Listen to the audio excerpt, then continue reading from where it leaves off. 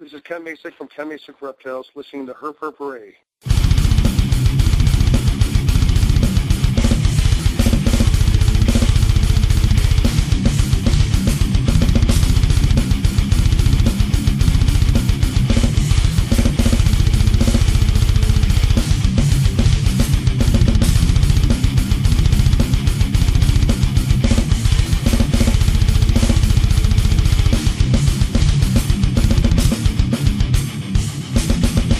It says here we should work in teams. I tend to think of myself as a one-man wolf pack. You're about to enter information overload, a worldwide transmission with Her Purpuree's featured Breeder of the Week. Here's your host, Jason Rossi. What up, world? Welcome back to H3. I'm your host, Jason Rossi. We are streaming live on RossiReptiles.com and always on iTunes. I want to start off and thank my good friend Dan Goff for hooking me up with that brutal intro and outro from Scourge of Human Filth. Thanks, Dan. Appreciate that. All right, on with the show. This week's featured breeder of the week is here and has some extreme things going on. Ken Masick from Ken Masick Reptiles is this week's special guest. Ken, welcome to Her Purpuree. Hey, how you doing, man? All right, thanks for coming out and doing the show, man. We really appreciate it. All right, well, I see that you're a tattoo artist, man. That's pretty awesome. I am actually a tattoo artist, but I'm thinking that you're the first one that I've had on the show, man, so welcome aboard. Oh, thanks. How long have you been doing it for? I've been doing it for 6 years. How about yourself? 25, yeah, a long time. 25? 5 years. 5 years. Seen a lot in the industry change. Wow, man. So what's your favorite style to get down on? Do a lot of like freehand, black and gray, portraits, custom stuff, like a lot of demon type stuff. I do everything freehand, so I like doing going with it, you know. Awesome, man. That's sweet. So what type of machines you running? You running those new Neo tats, or are you running the old coils? I went to that stuff, and now I'm back to the old coils again. I keep finding myself going back to the old school stuff. I just like it better. It's got a cool feel to it, you know.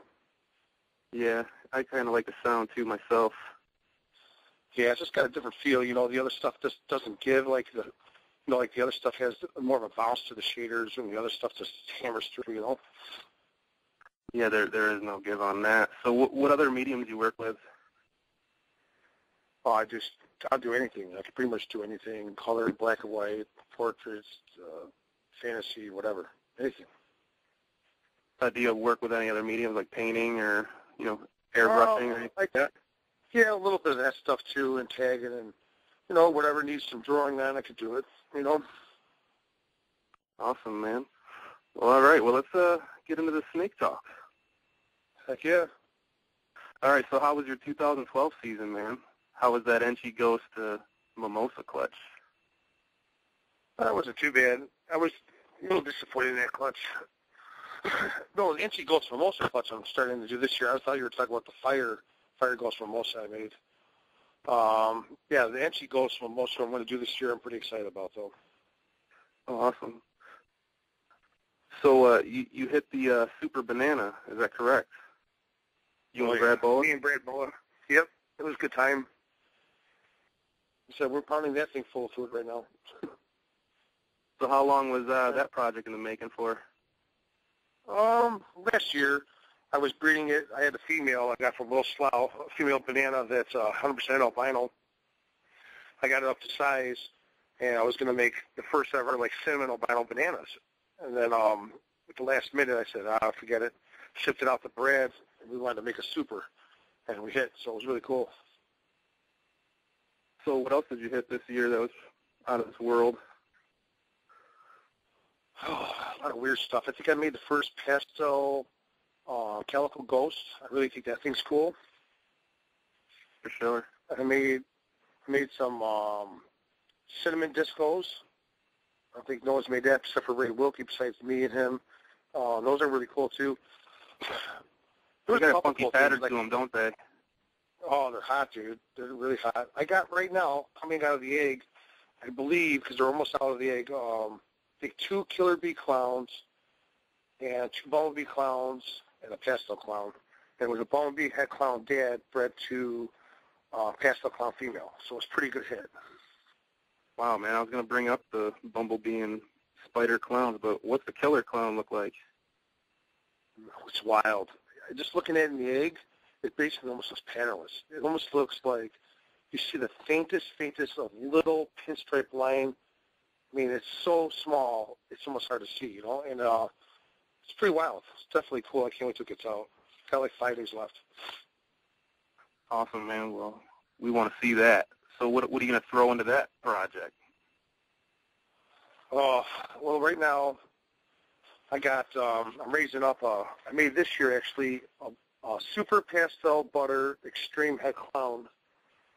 And I can't wait to use that. And I made a Lemon Blast Extreme Head Clown, also male, which I'm going to run to some pastel clowns next year and some other stuff, you know.